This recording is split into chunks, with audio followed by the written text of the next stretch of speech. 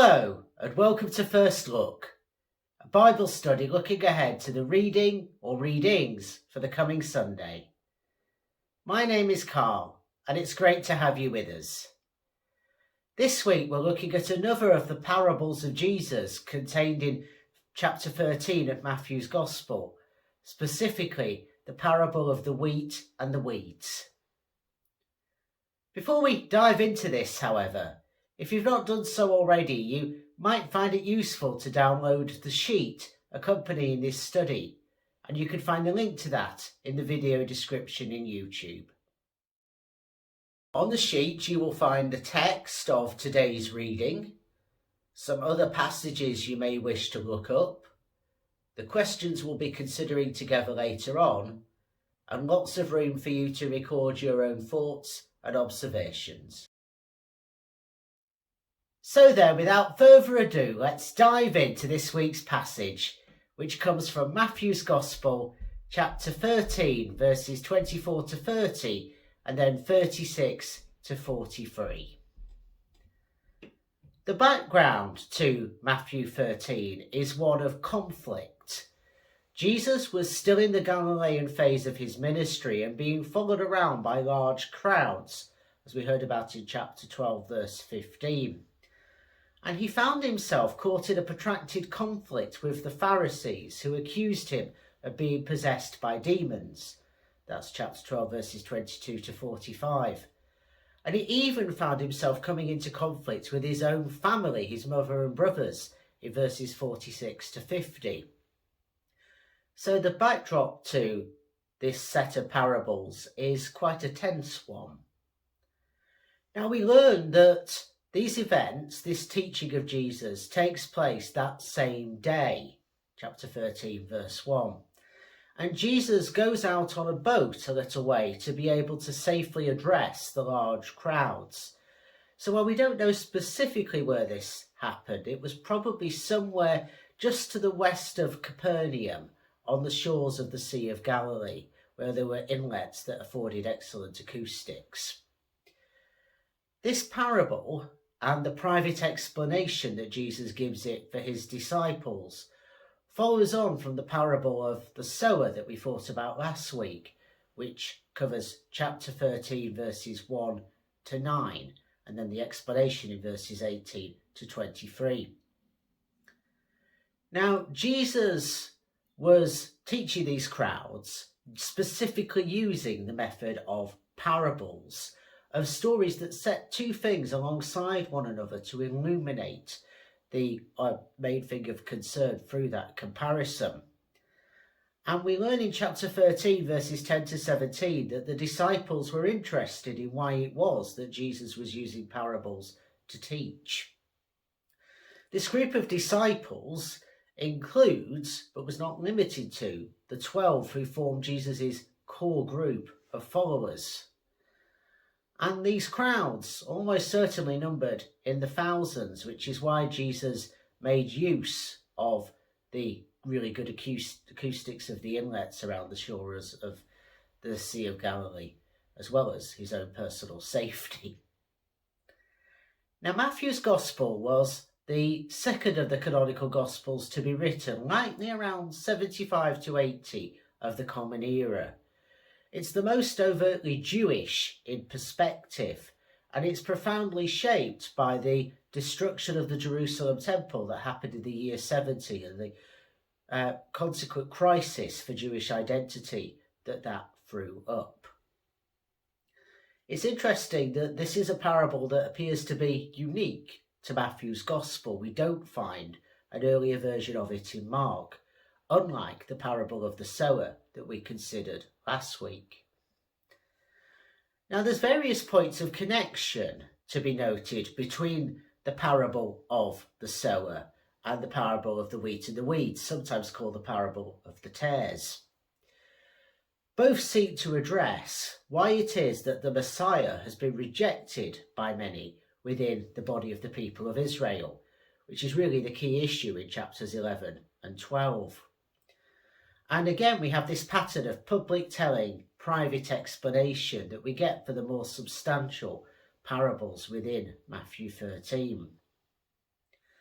Now, the focus in this parable is very much on eschatology. It's very much on last things, what will happen when the kingdom of God comes in all of its fullness. And the theme of judgment is really key. There is an assurance here that God's good future will come about because of the life, death, and resurrection of Jesus. And we might look at Revelation 21, where it talks about there being no more tears and pain and suffering and so forth, for a vision of what that is. What we get here is a really vivid portrayal of how our actions really do matter, both in this world and in the life of the new creation. And indeed, the resurrection scars that Jesus' body has, because it still bears the crucifixion marks, shows that there is a degree of continuity between old and new creations. Now, unlike with the parable of the sower, Jesus introduces this parable using his standard formula that highlights how he's talking about the kingdom of God and what it's like. That's the focus here. Now, at the beginning of the story, in verses 24 to 26, we're told that the sower has been planting good seed, but an enemy sneaks in at night time under the cover of darkness and plants weeds into the midst of this good seed. Now, Matthew uses the term zizania to refer to these weeds, and it probably refers to a really noxious type of weed that closely resembled wheat and was plentiful in Israel at that time. And these can only really be told apart once the plants mature, because the ears of the real wheat are heavy and they will droop, whereas the ears of the darnel, this impostor as it were, will stand up straight. Now, when the servants spot that there appears to be a mixture of weeds and wheats here, they approach the master and asking initially with a questioning note in their voices, hadn't the master only planted good seed? And if that's the case, where did these weeds come from? That's verse 27. The sower declares at the beginning of verse 28 that an enemy did this. Now, Jesus will go on to say the enemy here is highlighted as the evil one, as the Satan, as the devil. And I personally interpret that not in terms of a personified figure who's red with a pitchfork and a tail and horns, but in terms of the way that, well, I think there is something more to this world than the material. And that evil is more than just individual sin and unkind behaviour and so on. But also, I think we need to picture it in terms of the way that Jesus was tempted in the wilderness, for example, in terms of chapter 4, verses 1 to 11, where the voice of the Satan is kind of like this poison that whispers in your ear, undermining God's true word. So that's how I look at what's going on there when the sower declares an enemy has done this. The servants, as we learn in the latter part of verse 28, decide that they'd like to solve this problem nice and quickly by going and doing some weeding. But the master, in verse 29, tells them to leave it. And that's because, as we have just heard, we can't easily tell the wheat and the weeds apart until they've all had the chance to mature. And there is a good chance, the master says, that you'll uproot some of the wheat by accident as you try to remove the weeds.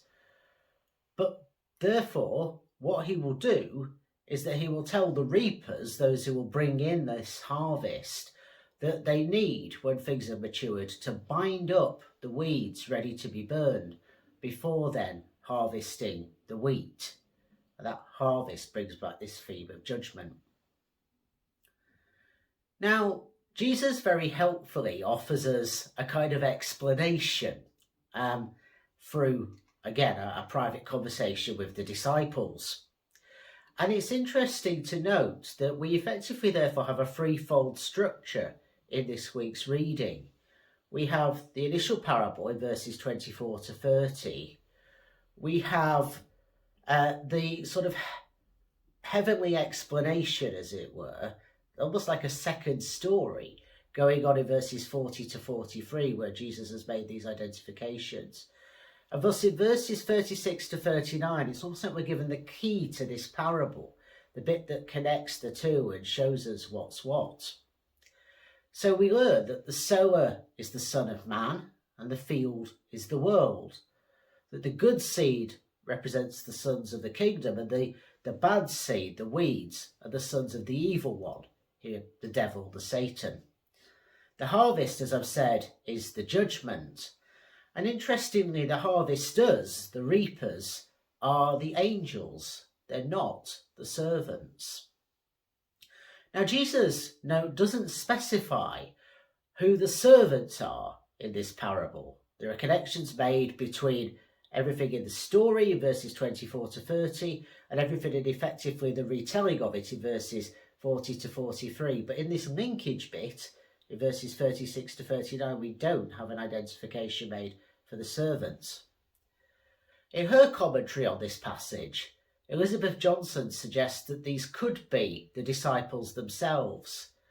And that would kind of make sense if you look at their interrogation of the master, because after all, how many of us have found ourselves wondering why it is that God permits evil to exist within God's good creation? And one argument one could make is that if everything evil was rooted out, then lots of good would have to be destroyed too. And things aren't as straightforward as being able to neatly divide things up between good and evil. Indeed, I would make the argument that there's potential for good and potential for evil within all of us, because we bear the image of God and yet are fallen creatures. This parable has disturbed many because it seems to offer a very strict dichotomy, which perhaps isn't so helpful. And I think it reminds us how we need to make sure we don't push the logic of this parable too far, ask it to hold more weight than it can safely bear. Now, the angels, not the servants, are called to collect out all the causes of sin, scandana, from where we get our word scandal, in the kingdom of God. That's in verse 41. This term, scandala, also appears in chapter 18, verses 6 to 9, where we find Jesus using really hyperbolic language to call out those who make disciples stumble in their faith, particularly people who are new in faith, where he talks about gouging your eyes out and so on. Jesus isn't literally telling us that we should go around chopping off limbs and things like that. So holding today's parable together with that and noting the common word use, I think kind of holds us more to this sense of there's something within all of us that's like the weeds and something that's like the wheat.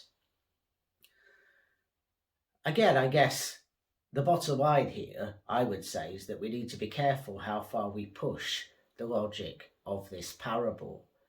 And if we hold it in conversation with the parable of the sower, we also see the abundance and grace of God and how God scatters seed, knowing that not all of it will land in good soil, but keeps scattering anyway.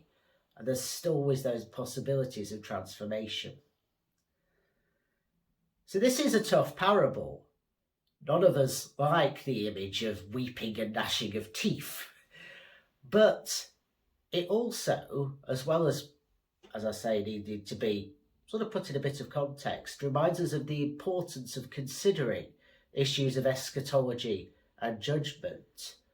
Sometimes it's so easy to be bound up in the present moment that we don't actually look ahead to the direction of travel that God is taking us on. And that's important.